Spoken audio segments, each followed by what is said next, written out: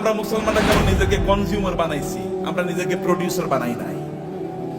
পৃথিবীর সবচেয়ে বড় বড় ব্র্যান্ডগুলোর মালিক কারা বলেন তো? পৃথিবীর সবচেয়ে বড় বড় ব্র্যান্ডগুলোর মালিক কারা? সব মুসলমান। আপনি যদি লিভার ব্রাদার্স এর কথা বলেন তাহলে কি? আপনি যদি অ্যাপলস এর কথা বলেন, এমনকি অ্যামাজন, এটা তো একটা মার্কেটিং প্লেস, অথবা আলিবাবা, এগুলো সব মুসলমানরা তৈরি করছে, মানে অমুসলমানরা। সবকিছু, সকল ব্র্যান্ডের মালিক তারা। তাহলে আমরা কি করলাম? আমরা কেবল খাই, ঘুমাই আর টয়লেটে যাই, এর বাইরে কোনো কাজ নাই। এখন তো টয়লেটে যাওয়ার জন্য, আগে তো অন্তত আপনি টয়লেটে যাওয়ার জন্য বাসার বাইরে যাওয়া লাগতো, এখন তো বাসার বাইরে না, একেবারে বিছানার সাথে টয়লেট। কয়েকদিন পরে এমন টয়লেট বের হবে যে আপনি যেখানে শুইতেছেন ওইখানে টয়লেটের ব্যবস্থা হয়ে যাবে, বাইরে আর আপনার যাওয়ার দরকার নাই। কি প্যাথেটিক জীবন ব্যবস্থা! মুসলমানদের তো এটা করার কথা ছিল না। আল্লাহ তাআলা আপনাকে নির্দেশ করেছেন, ফাইজা কুদিয়াতিস সালাতু ফান্তাশিরু ফিল আরদি ওয়াবতাগু মিন ফাদলিল্লাহ। নামাজ শেষ মসজিদে বসে থাকা যাবে না। ওমর রাদিয়াল্লাহু তাআলার যুগে একদল যুবক নামাজের পর মসজিদে বসেছিলেন। ওমর লাঠি এনে তাদেরকে পিটাচ্ছেন, এখানে বসে আছো কেন? বলে, আমরা এখানে এমনি বসে আছি, আল্লাহ জিকির করছি। তোমাদের আয় ইনকাম করা লাগবে না? ব্যবসা বাণিজ্য, চাকরি বাকরি করা লাগবে না? আল্লাহ আমাদেরকে খাওয়াবে। আসমান থেকে আল্লাহ কবি রিজিক নাজিল করেছে, আসমান থেকে আল্লাহ বৃষ্টি নাজিল করে। বৃষ্টিকে জমিনের ফসলের জমিতে নিয়ে তারপরে ফসল উৎপাদন করা লাগে, তোমাকে সেটা করতে হবে। লাঠি নিয়ে এসে তাদেরকে পিটিয়ে বের করে দিয়েছে, যাও চাষাবাদ করো, ফসল উৎপাদন করো, চাকরি বাকরি করো, ব্যবসা বাণিজ্য করো, এটাই তোমাদের কাজ। আল্লাহ সুবহানাহু ওয়া তাআলা কোরআনে সূরাতুল মুজাম্মিলে দুই ধরনের লোকের কথা বলেছেন। দুই ধরনের লোক তারা যুদ্ধে লিপ্ত আছে। এক ধরনের লোক তারা আল্লাহর রাস্তায় জিহাদ করছে, আল্লাহর দ্বীনকে প্রতিষ্ঠা করার জন্য। আরেক দল লোক তারা টাকা পয়সা ইনকাম করার জন্য যুদ্ধ করছে। কারণ টাকা পয়সা যদি না থাকবে তাহলে মসজিদ নির্মাণ করবেন কোত্থেকে, মাদ্রাসা নির্মাণ করবেন কোত্থেকে, আর যারা যুদ্ধ করবে তাদের জন্য অস্ত্র কিনবেন কোত্থেকে? করার জন্য you need some people who will support these people. আপনি একদল লোক যারা এই সাপোর্ট দেবে আপনাকে, তাদের অর্থ থাকা লাগবে। এবং এই কারণে আল্লাহ তাআলা বলেছেন, ওয়াইদু লাহুম মাসতাতা'তুম মিন কুওয়াতি ওয়া মির রিবাতিল খায়ল। আল্লাহ তাআলা তার রাসূলকে বললেন, আপনি বলে দেন ওরা যেন ঘোড়ার আস্তাবল তৈরি করে, ওরা যেন ঘোড়া প্রোডাকশন যেন হাউস তৈরি করে। ঘোড়া প্রোডাকশন হাউস তৈরি করতে হলে কি লাগবে আপনি জানেন? আপনাকে ফার্ম তৈরি করতে হবে, ঘোড়ার ফার্ম। ঘোড়ার ফার্মে লাগে কি? ঘোড়ার ফার্মে লাগবে, তাহলে ঘোড়াকে প্রজনন করার জন্য একটা পদ্ধতি লাগবে, রিপ্রোডাকশন প্রসেস লাগবে, এবং ডাক্তার লাগবে, কারণ এখানে বিভিন্ন ধরনের রোগ তৈরি হবে, রোগের চিকিৎসা করার জন্য। আবার এগুলো কি খাবারের জন্য ব্যবস্থা লাগবে, এগুলো খাবার আসবে কোত্থেকে? আরেকটা ইন্ডাস্ট্রি তৈরি হবে, যেমন এখন ফিশ ইন্ডাস্ট্রি তৈরি হবে। আবার এগুলোকে বিক্রি করার জন্য বাজার তৈরি হবে, মার্কেট প্লেস, বিশাল মার্কেট প্লেস। এবং সেখানে আবার কি ক্রেতা লাগবে, বিক্রেতা লাগবে। সেখানে আপনার ট্রেডার লাগবে, যারা ট্রেডিং করবেন এরকম লোকেরা লাগবে, যারা উৎপাদন করবে তারা লাগবে। আবার এদেরকে লালন পালন করার জন্য এই ঘোড়াগুলো একদল প্রশিক্ষিত লোক লাগবে, যারা সার্ভিসম্যান, যারা সার্ভিস দেবেন। আবার এদেরকে মার্কেটে নিয়ে যাওয়ার জন্য একদল আপনার এজেন্ট লাগবে, অথবা আপনার যেমন এখানে এজেন্সি নিয়ে আপনার কাজ করছেন, এরকম আলাদা কিছু লোকেরা লাগবে যারা এগুলো নিয়ে যাবে এবং এগুলো তারা মার্কেট প্লেসে ব্যবহার করবে। ফলে আপনি যখনই আল্লাহ তাআলা বলেছেন যে আপনি ঘোড়ার আস্তাবল তৈরি করেন, ফার্ম তৈরি করেন, ফার্ম তৈরি করা মানে হচ্ছে বিশাল ইন্ডাস্ট্রি তৈরি করা। এবং এই ইন্ডাস্ট্রির কথা মুসলমানরা বুঝেছেন। প্রায় 1200 বছর জুড়ে, রাসূলের আগমনের পর থেকে শুরু করে 1200 বছর জুড়ে গোটা পৃথিবীর সকল প্রায় ইন্ডাস্ট্রির মালিক ছিল মুসলমানরা। অধিকাংশ ব্র্যান্ডের মালিক ছিল মুসলমানরা। কিন্তু আমরা যখন এই ব্র্যান্ড থেকে বের হয়ে গেলাম, যখন আমরা মনে করলাম আমরা ওই যে বৈরাগী জীবন যাপন করলাম, খ্রিস্টানদের মতো বৈরাগী জীবন যাপন করা শুরু করে দিলাম। না, আমি মাওলানা সাহেব, আমি ইমাম সাহেব, আমি কেবল আজান দেবো, আমারে যা পয়সা লোকেরা যা দান সাদাকা করে, এই দান সাদাকা খায় আমি বাঁচবো, এইরকম মানসিকতা যখন আমাদের তৈরি হয়ে গেল, আমি যাকাত খাবো, এইরকম মানসিকতা যখন তৈরি হয়ে গেল, তখন আমাদের কাছ থেকে চলে গিয়েছে অন্যদের কাছে নেতৃত্ব। পৃথিবী তারাই নেতৃত্ব প্রদান করে যাদের হাতে টাকা থাকে, এটা মনে রাখবেন। যাদের হাতে অর্থ থাকে তারাই পৃথিবী নিয়ন্ত্রণ করে। আমেরিকা কেন সুপার পাওয়ার? তাকে কেন ব্রিটিশরা সুপার পাওয়ার ছিল?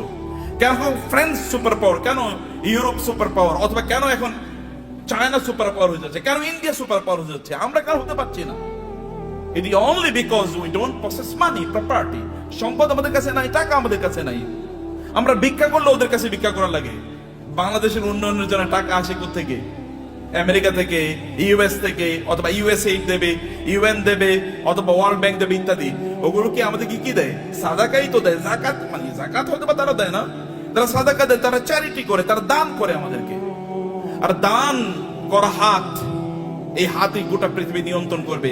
যে হাত দান গ্রহণ করে, এই হাত পৃথিবী কোনোদিন নিয়ন্ত্রণ করতে পারে না। আল্লাহ সুবহানাহু ওয়া তাআলা কোরআনে উল্লেখ করেছেন যে আমরা যেন আকিমুস সালাতা আতুজ যাকাতা, নামাজ পড়ো, যাকাত খাও। বুঝেন না আপনারা এখনো?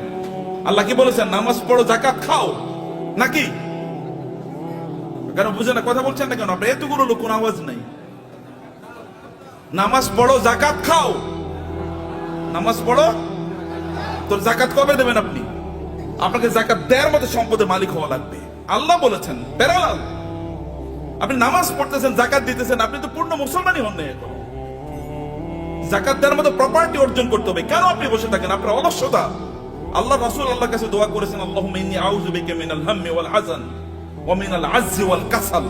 হে আল্লাহ, আমি অক্ষম অথবা অলস, এই দুটা থেকে আল্লাহর কাছে তিনি আশ্রয় চেয়েছেন। আমি অক্ষম যে আমি আয় ইনকাম করতে পারি, আমি অলস, আমি ইনকাম করার জন্য বাস রাস্তায় বের হই না, আমি বাজারে যাই না, আমি মানে প্রোডাকশন হাউস তৈরি করি না, অথবা আমি ট্রেডিং সেন্টার তৈরি করি না, আমি বৈশা থাকি আর খাই, এবং আমি তোমার কাছে মান্না সালোয়ার জন্য দোয়া করি, তুমি আমার জন্য মান্না সালোয়া পাঠাইও। এইরকম যেন আমি না হই। আমি যেন অ্যাক্টিভলি এঙ্গেজ থাকি সমাজে, আমি যেন কাজ করি সমাজে। আপনার নবী কি করেছেন? নবী হওয়ার আগেও তিনি বিজনেস করেছেন, নবী হওয়ার পরেও তিনি বিজনেস করেছেন। সাহাবাই কারামদের মধ্যে দেখেন, আবু বকর রাদিয়াল্লাহু তাআলা যখন তিনি খলিফা হিসেবে তাকে নির্ধারণ করা হয়, তিনাকে খলিফা তৈরি করা হয়, তিনি যাচ্ছেন মাথায় কাপড়ের পুটলি নিয়ে তিনি বাজারে যাচ্ছেন। ওমর বলেন, আপনি যাচ্ছেন কই? বলে, বাজারে যাচ্ছে, আমার সংসার চলা লাগবে না? তিনি খলিফা। এখন প্রেসিডেন্ট যদি অথবা প্রাইম মিনিস্টার যদি ব্যবসা করে, আপনারা বলবেন এ তো ওইদিকে ব্যবসাও করে। কেন প্রাইম মিনিস্টার ব্যবসা করবে না? কেন প্রেসিডেন্ট কেন ব্যবসা করবে না? মন্ত্রী কেন ব্যবসা করবে না? করবে। ব্যবসা তো আমাদেরই করা উচিত, কারণ আমরা inherently by born, by virtue of our identity, আমরা মুসলিম হওয়ার কারণে, কোরআন ধারক এবং বাহক হওয়ার কারণে আমাদেরকে বিজনেস করা লাগবে। আমাদেরকে সম্পদ উপার্জনের করার জন্য আমাদেরকে এই পদ্ধতি আবিষ্কার করা লাগবে আমাদেরকে, সম্মানিত ভাইরা। কিন্তু এটা হলো একটা দিক। কিন্তু এই সম্পদ যেন আমাকে কারুনের মতো না বানিয়ে ফেলায়। সম্পদ যেন কি না করে, কারণে যদি, তাহলে এক নাম্বার কত হচ্ছে, আপনি নামাজও পড়বেন না, জাকাতও দেবেন। এখন থেকে আপনাকে সিদ্ধান্ত নিতে হবে যে এই রমাদান থেকে আপনি জাকাত দিতে পারবেন, এরকম চেষ্টা আপনি শুরু করবেন ইনশাআল্লাহ। নাকি বলেন? ভাই, আপনার এলাকায় আপনি সবচেয়ে বড় ধনী হন, সমস্যা কি? সম্পদ উপার্জন করা হারাম নাকি? সম্পদ উপার্জন করা হারাম? নো, সম্পদ উপার্জন করা তো ফরজ। ইনকাম করা ফরজ, ইনকাম করা ফরজ। ইসলাম প্রচারে সবচেয়ে বেশি অবদান কার ছিল? আবু বকর। আবু বকরের চেয়ে মক্কায় ধনী কে ছিল?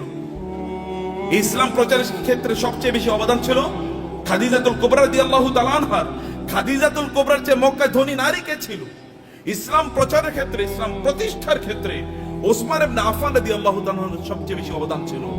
এখনো আরবে, সৌদি আরবে, এখনো মদিনাতে ওসমান ইবনে আফফানের নামে এখনো ওইরকম বাগান আছে, যে বাগান থেকে এখনো যে উৎপাদন, এগুলো এখনো দিনের কাজে লাগে, এখনো চ্যারিটি হিসেবে সারা পৃথিবীতে সেগুলো টাকা পৌঁছে যায়। এখন যে মক্কায় যে ক্লক টাওয়ার আপনারা দেখেন, এটা কিন্তু সাদাকা, এটা কিন্তু ওয়াকফের।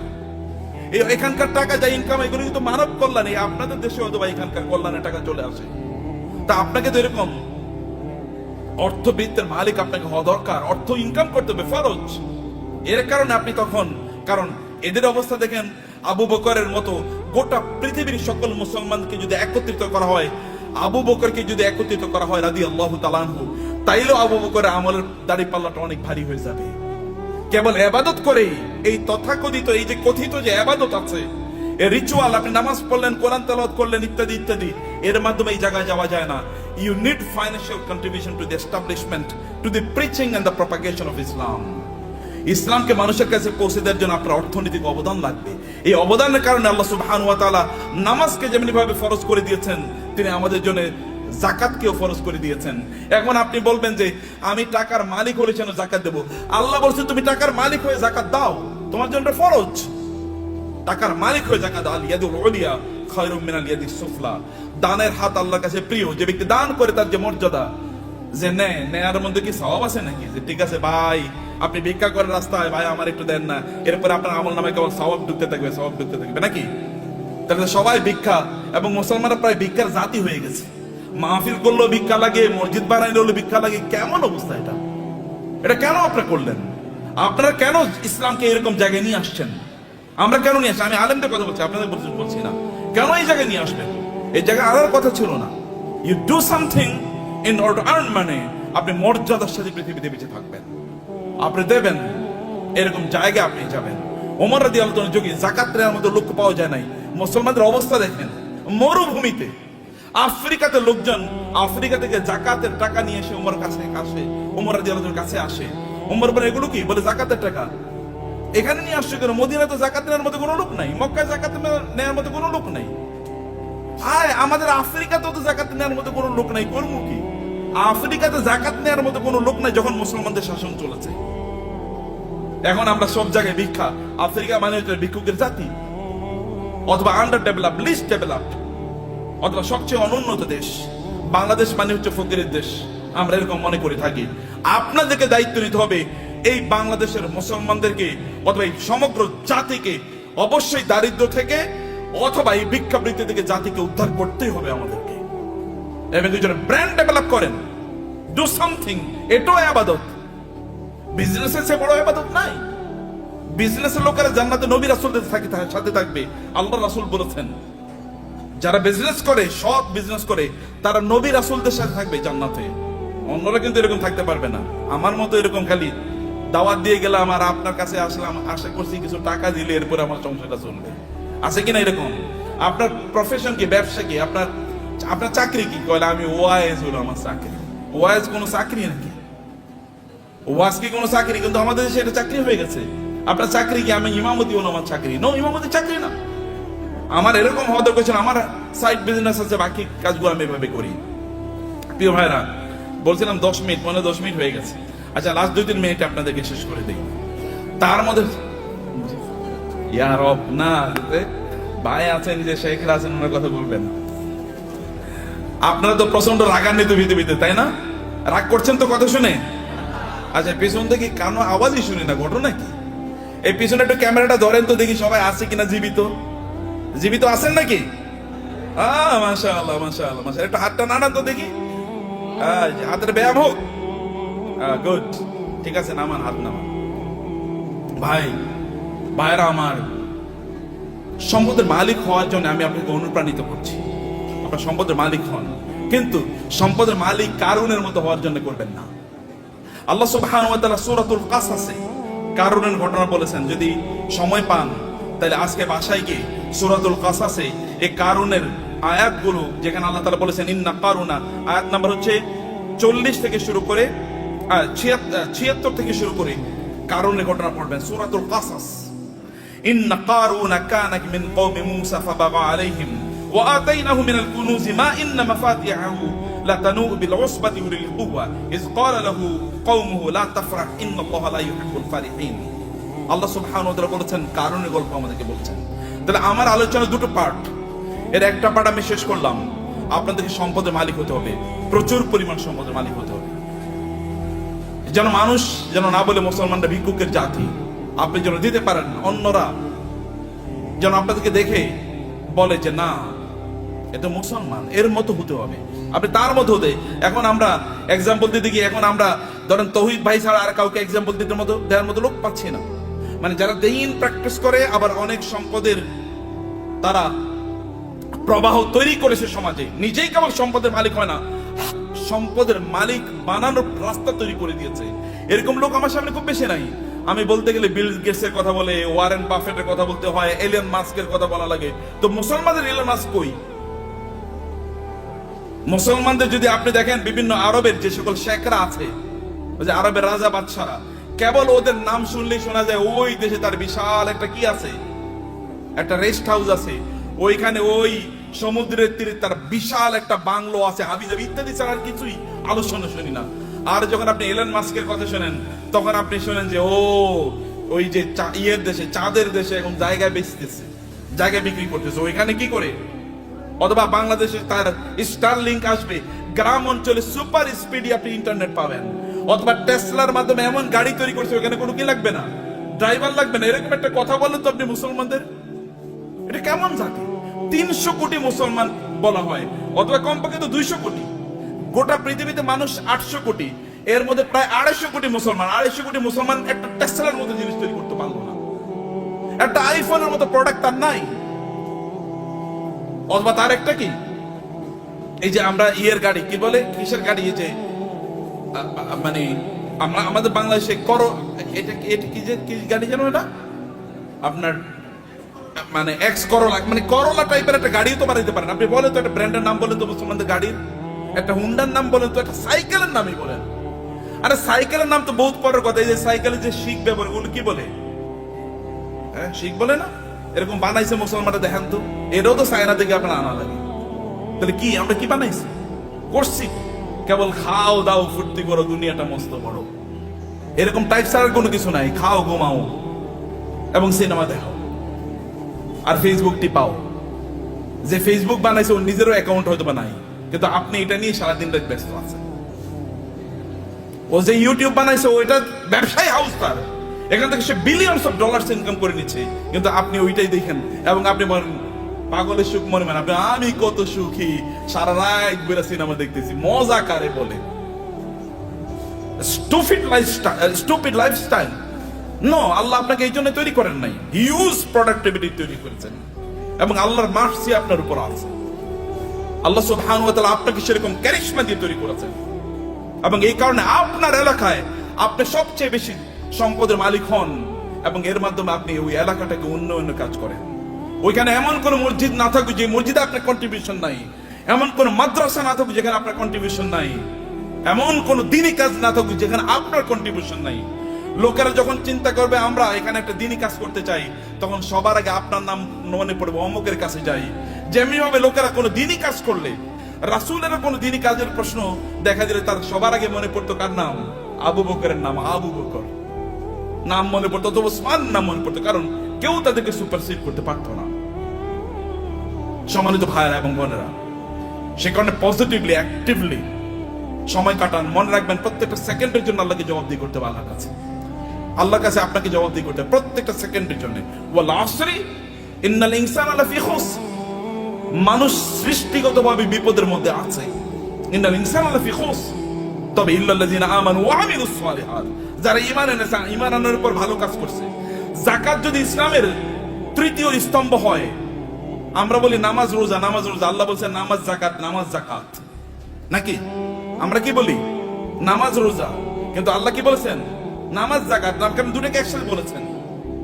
এই দুটোকে একসাথে আপনাকে যদি আপনি করতে পারেন, তাইলে তো আপনি ইসলামের 5টা স্তম্ভ আপনি পালন করলেন।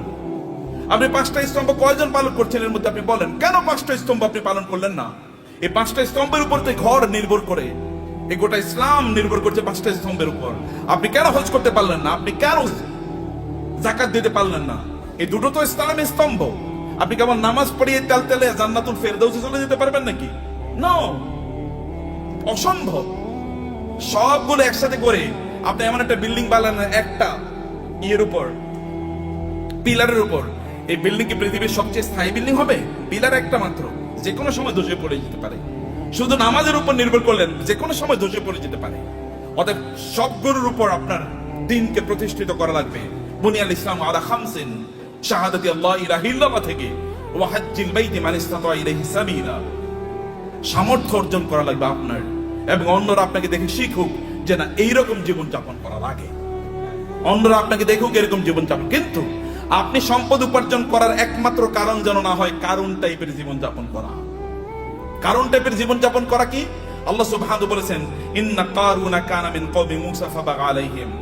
কারণ ছিল মূসা আলাইহিস সালামের তার বংশের লোক, অর্থাৎ বনি ইসরাইলের লোক। কিন্তু এই বনি ইসরাইলের উপরে সে জুলুম অত্যাচার করা শুরু করে দিয়েছে। যেমন আমাদের দেশে দেখবেন, আমাদের দেশে লোকেরা ব্যবসা করতেছে কিন্তু টাকা পাচার করতেছে অন্য দেশে। আছে কিনা এরকম? বুঝেন না আপনারা? ব্যবসা করতেছে এই দেশের মানুষের, কিন্তু টাকা পাচার করতেছে আরেক দেশে। আরেক দেশের ব্যাংকে গিয়ে তার সকল টাকা খুঁজে পাওয়া যায়। এর চেয়ে বড় জালিম আল্লাহর জমিনে আর হতে পারে না। কারণ আপনি যেখানে ইনকাম করেছেন ওই অঞ্চলের মানুষের হক আছে আপনার উপর। কারণ তাদেরকে যে আপনি ইনকাম করেছেন, তাদের উন্নয়নের জন্য আপনাকে কাজ করা লাগবে।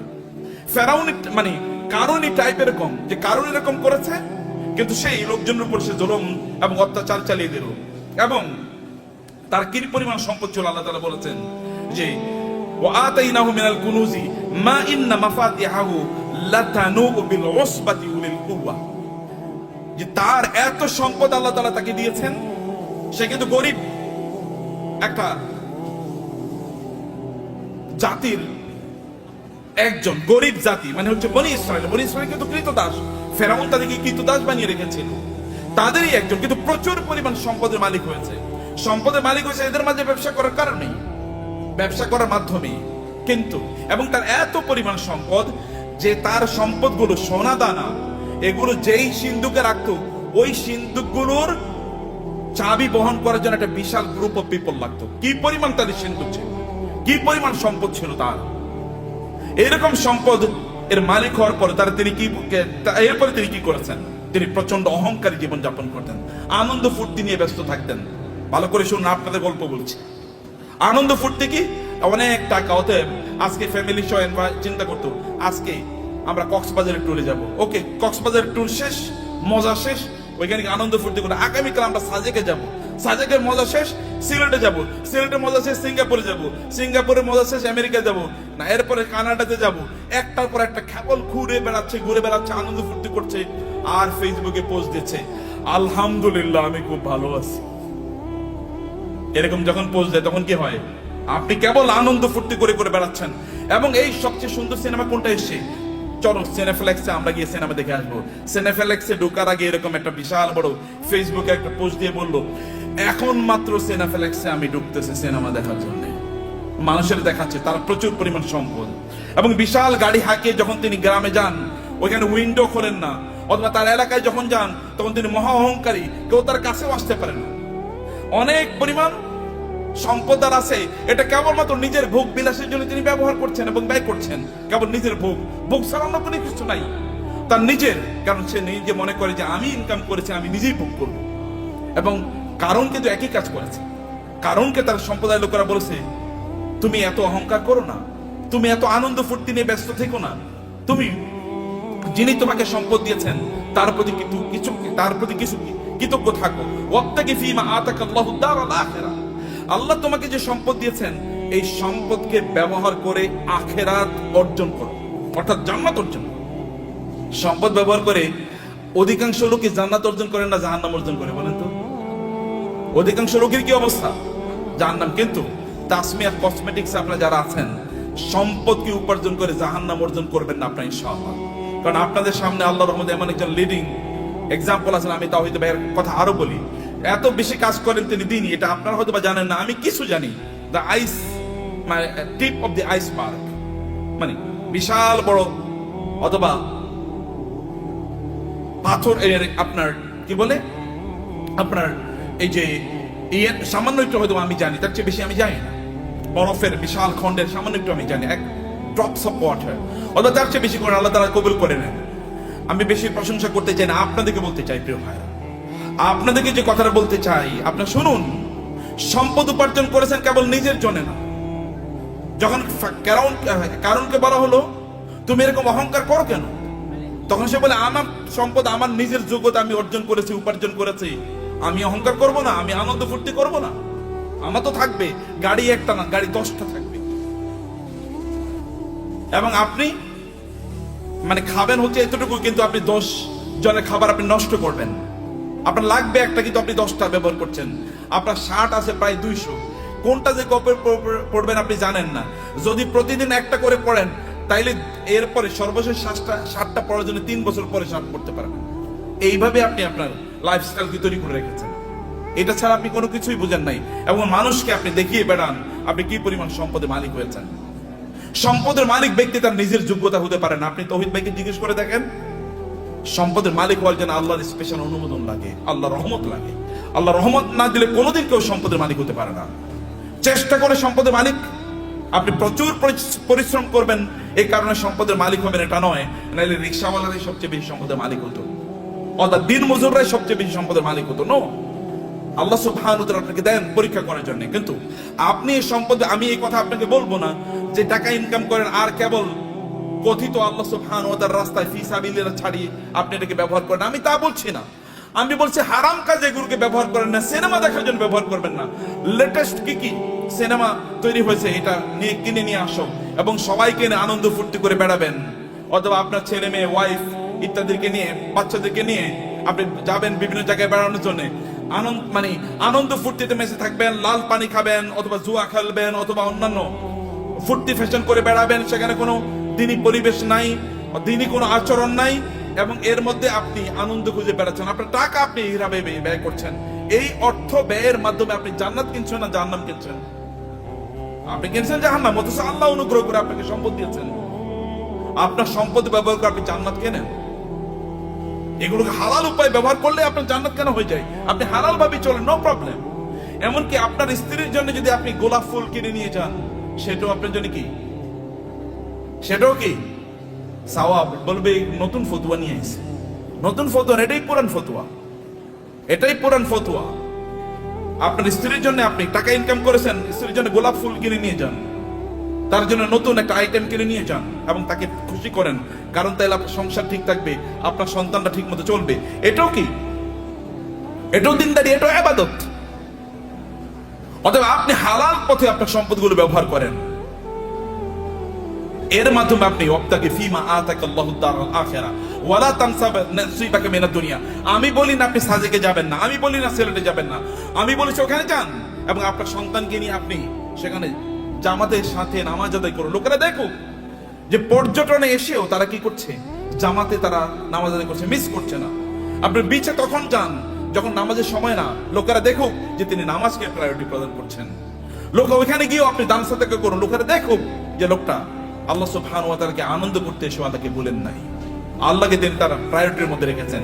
ওইখানে আপনি গিয়েছেন, এখন অর্ধ উলঙ্গ হয়ে আপনি ঘুরবেন না। আপনার স্ত্রী, তিনি সেখানে পর্দার মধ্যে থাকবেন না, আপনি তাকে দেখিয়ে দেখিয়ে শোপিসের মধ্যে, চিড়িয়াখানার চিড়িয়ার মধ্যে তাকে এরকম দেখায় দেখায় বেড়াবেন, এরকম করবেন না। তাইলে আপনি কি হলো, আপনার সম্পদ দিয়ে আপনি জান্নাত উপার্জন করলেন, জাহান্নাম আপনি উপার্জন করলেন না। আপনার সম্পদের কারণে অন্যকে ছোট তুচ্ছ তাচ্ছিল্য করে দেখবেন না, দেখাবেন না। আপনার ড্রাইভার, তাকে তুই করে বলা, আপনার সন্তানও তাকে তুই করে বলে, আপনি তুই করে বলছেন। আপনার বাসায় বুড়ো মহিলারা কাজ করে, তাদেরকে আপনি তুই করে বলছেন, আপনি নিজেও তুই করে বলছেন, আপনার বাচ্চারও তুই করে বলে। এটা কেমন কথা হলো? তিনি তো আপনার মায়ের সমান বয়সের। আল্লাহ তাকে না দিয়ে পরীক্ষা করছেন, আপনাকে দিয়ে পরীক্ষা করছেন। লাইফস্টাইলে অহংকার যদি কেউ করে, তাহলে কারণের অবস্থা কি হয়েছিল? এত ব্যাপক পরিমাণ সম্পদ, লোকেরা তাকে দেখলে বলতো, আহা, কারণের মধ্যে যদি সম্পদ আমার থাকতো, আমাদের থাকতো। কিন্তু কোনো এক সময় কারণের এই আনকন্ট্রোল জীবন যাপনের কারণে আল্লাহ তাকে ধ্বংস করে দিয়েছেন, মাটির নিচে তাকে এবং তার সম্পদকে মাটির নিচে পুঁতে দিয়েছেন। তখন লোকেরা বলো, আল্লাহ আমাদেরকে বাঁচিয়েছেন, আমরা কারণের মতো হই নাই, আল্লাহ আমাদেরকে বাঁচিয়েছেন। সম্মানিত ভাইরা, আপনার সম্পদের প্রতি অন্যের অধিকার আছে, এই অধিকারগুলো দান করুন। মনে করবেন আল্লাহ যদি আপনাকে দেয়, তাহলে আপনার লাইফস্টাইল কেবল বাড়াবেন না। আগে গাড়ি ছিল সাধারণ গাড়ি, এখন আপনি মার্সিডিজ বেঞ্জ কিনলেন, মার্সিডিজ বেঞ্জে এখন চলেন, এখন বিএমডব্লিউ কিনবেন। বিএমডব্লিউ এখন এগুলো শেখেলে, এগুলো এখন ছোট লোকেরা ব্যবহার করে। এখন আপনার একটা প্রাইভেট জেট লাগবে, এখন আপনার প্রাইভেট জেটেও চলে না, এখন আপনার কি লাগবে? এখন আর আপনি বাংলাদেশ থাকেন, এখন আপনি ধরেন কোথাও, আপনি এই দেশে এরকম ছোট দেশে মানুষ থাকে নাকি? এখন আপনি অন্য দেশে চলে গেছেন, এখানে আপনি আসেনও না, এখানকার মানুষের প্রতি আপনার কোনো দায়ও নাই, দায়িত্ব নাই। এখানকার টাকা পয়সা লুট করে, ব্যাংকের টাকা লুট করে এবার আপনি অন্য দেশে গিয়ে পালিয়ে চলে গেছেন। এরকম যেন কোনো অবস্থা না হয়। আপনাকে নিশ্চয়ই, আপনাকে এই দেশের মানুষের প্রতি আপনার যে দায় আছে, এই দায়িত্ব আপনাকে পালন করতে হবে। আমি এই বলার কথা বলে আপনাদেরকে শেষ করছি প্রিয় ভাইরা। তা হলো, এক নম্বর যে সম্পদের মালিক হন এবং হালাল ভাবে, পবিত্র ভাবে সম্পদের মালিক হন। মালিক হওয়ার জন্য চেষ্টা করুন, দিনরাত যা কাজ করবেন। আপনি যদি সম্পদের মালিক হওয়ার জন্য দৌড়ান, এই দৌড়টাকে আল্লাহ সুবহানাহু ওয়া তাআলা ইবাদত হিসেবে আপনার আমলনামায় লিখে দেবে। এবং দুই নম্বর বিষয় হচ্ছে, যা আয় ইনকাম করছেন, এগুলো কেবল আপনি নিজের জন্য করছেন এরকম না, মানুষের সাথে ভাগাভাগি করেন। অন্যের অধিকার আছে, পাড়া প্রতিবেশীর অধিকার আছে, আত্মীয় স্বজনের অধিকার আছে।